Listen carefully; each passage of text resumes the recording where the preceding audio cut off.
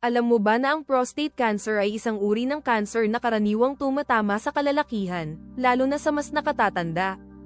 Ilang sintomas nito ay hirap o pananakit sa pag-ihi, madalas na pag-ihi lalo na sa gabi, at minsan ay may kasamang dugo sa ihi. Maaari rin itong magdulot ng pananakit sa likod, balakang, o hita. Sa simula, ang mga sintomas ay maaaring banayad o halos hindi maramdaman, kaya maraming kalalakihan ang hindi agad nakakaalam na may prostate cancer na sila. Kung hindi maagapan, maaari itong lumala at maging seryosong panganib sa buhay.